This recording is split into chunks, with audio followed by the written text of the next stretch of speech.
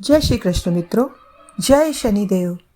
શું તમે જાણો છો કે માત્ર મહારાજ દશરથે રચેલું શનિ સ્તોત્ર સાંભળવાથી જ શનિદેવનો કઠોર પ્રભાવ ઓછો થઈ જાય છે?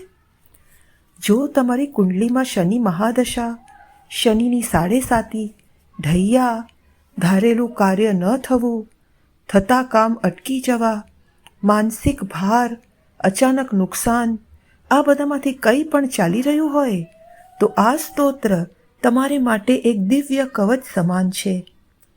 આ સ્તોત્ર દર શનિવારે દરેક વ્યક્તિએ સાંભળવો અથવા વાંચવો જોઈએ.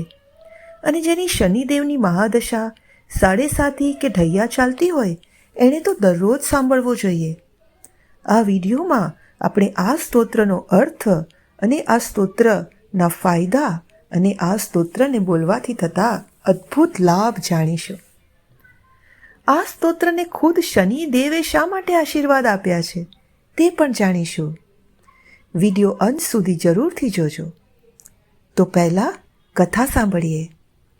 પ્રાચીન કાળની વાત છે. એ વખતે અયોધ્યામાં રઘુવંશી રાજા દશરથનું રાજ્ય હતું. એક વખત જ્યારે જ્યોતિષીઓએ દશરથ રાજાને જાણ કરી કે શનિદેવ કૃતિકાના અંતિમ ચરણમાં છે અને હવે રોહિણી નક્ષત્રમાં પ્રવેશ કરવા જઈ રહ્યા છે, જેને રોહિણી શકટ ભેદન કહેવામાં આવે છે, અને જો આ ઘટના થઈ જશે તો રાજ્યમાં મોટું નુકસાન થશે. 12 વર્ષનો ભયંકર દુષ્કાળ પડશે. પાણી અને અન્ન ન મળવાથી મનુષ્ય, પ્રાણીઓ, પક્ષીઓ તડપીને મરશે. ત્યારે રાજા દશરથ, જે પ્રજાના પિતા સમાન હતા, એ ખૂબ જ ચિંતિત થઈ ગયા. તેઓ પોતે શનિ મહારાજને રોહિણી નક્ષત્રમાં પ્રવેશ કરવાથી રોકવા માટે સૂર્યમંડળમાં પોતાનો રથ લઈને જવા માટે તૈયાર થઈ ગયા. તેઓ દિવ્ય અસ્ત્રો લઈને ચંદ્રમાંથી 3 લાખ યોજન ઉપર નક્ષત્ર મંડળમાં પહોંચી ગયા. એ વખતે શનિ મહારાજ રોહિણી નક્ષત્રમાં પ્રવેશ કરવાની તૈયારીમાં જ હતા. રાજા દશરથને નિર્ભય થઈને ધનુષ્ય બાણ સાથે ઊભેલા જોઈને શનિદેવ પહેલાં તો આશ્ચર્યચકિત થઈ ગયા, પછી પ્રસન્ન થયા અને રાજા દશરથને આશીર્વાદ આપ્યા અને વચન આપ્યું કે તેઓ રોહિણી શકટ ભેદન નહીં કરે, રોહિણી નક્ષત્રમાં પ્રવેશ નહીં કરે. એ સમયે રાજા દશરથે પોતાના બાણ શૈયામાં મૂક્યા અને હાથ જોડીને ભક્તિભાવથી શનિદેવની સ્તુતિ કરવા માટે એક સુંદર અદ્ભુત સ્તોત્ર રચ્યું, જેનું નામ છે દશરથ કૃત શનિ સ્તોત્ર. શનિદેવ આ સ્તોત્ર સાંભળીને મંત્રમુગ્ધ થઈ ગયા અને બોલ્યા, હે રાજન, જે વ્યક્તિ શ્રદ્ધાપૂર્વક આ સ્તોત્રનું પાઠ કે શ્રવણ કરશે એને મારા કઠોર પ્રભાવથી મુક્તિ મળશે. એટલે જ આ સ્તોત્રને શનિ પીડા નિવારક સ્તોત્ર પણ કહેવામાં આવે છે. આ સ્તોત્ર સાંભળવાથી થતા ફાયદા તો જાણીએ. શનિની સાડેસાતી, ઢૈયાની તીવ્રતા ઓછી થાય છે. અટકેલા કામો ધીરે ધીરે થવા લાગે છે. વ્યવસાય કારોબારમાં સફળતા મળતી જાય છે. અચાનક થતા નુકસાન અટકી જાય છે. શનિદેવની કૃપા મળે છે અને બધા જ સંકટો અને દુઃખો ચમત્કારિક રીતે શનિદેવ પોતે દૂર કરે છે. તો ચાલો હવે સ્તોત્ર અને એનો સરળ અર્થ સાંભળીએ.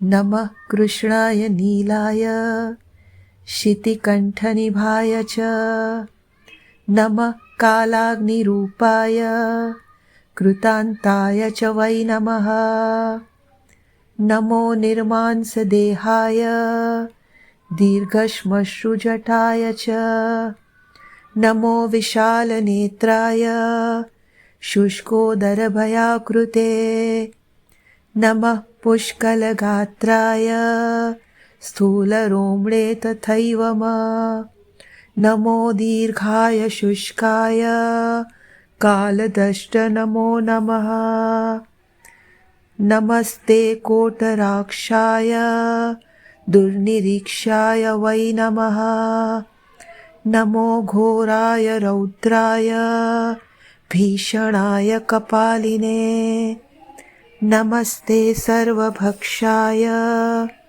વલીમુખાય નમોસ્તુતે સૂર્યપુત્ર નમસ્તેસ્તુ ભાસ્કરે ભયદાય ચ અધોદૃષ્ટે નમસ્તેસ્તુ સંવર્તક નમોસ્તુતે નમો મંદગતે તુભ્યં નિરીસ્ત્રણાય નમોસ્તુતે તપસાદગ્ધદેહાય નિત્યં યોગરતાય ચ નમો નિત્યં ક્ષુધાર્તાય અતૃપ્તાય ચ વૈ નમઃ જ્ઞાનચક્ષુર્નમસ્તેસ્તુ કશ્યપાત્મજસૂનવે તુષ્ટો દદાસि વૈરાચ્યં હૃષ્ટો હરસि તત્ક્ષણાत् દેવાસુરમનુષ્યાક્ષ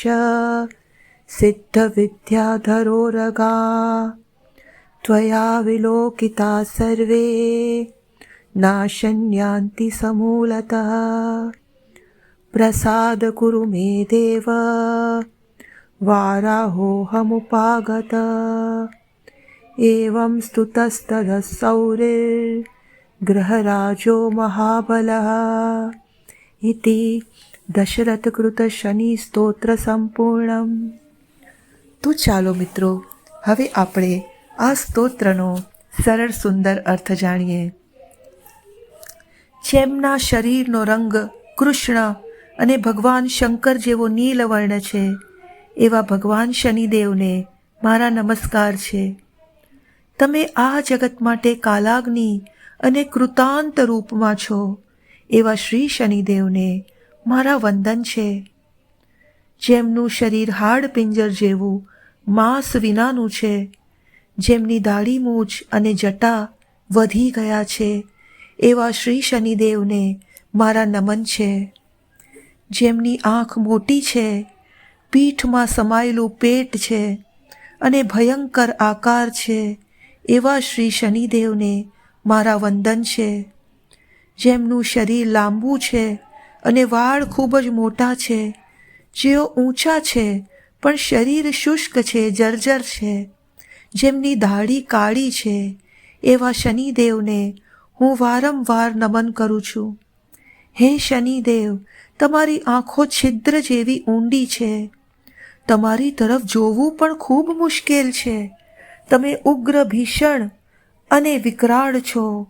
આપને મારા વારંવાર નમસ્કાર છે.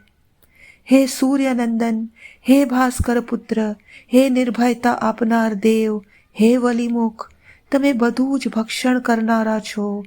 હે શનિદેવ, તમને મારા નમસ્કાર છે.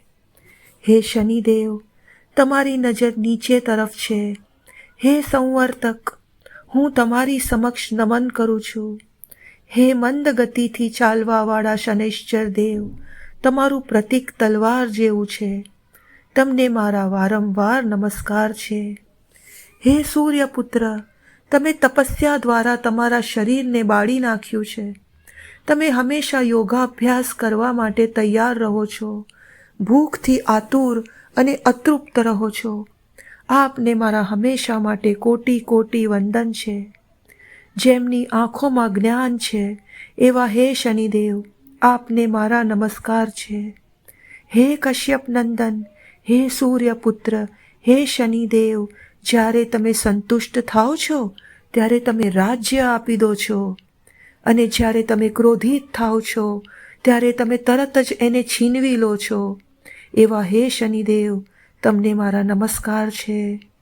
દેવતાઓ, અસુરો, મનુષ્યો, સિદ્ધો, વિદ્યાધરો અને નાગ, આ બધા તમારી દૃષ્ટિ માત્રથી સંપૂર્ણ નાશ પામે છે.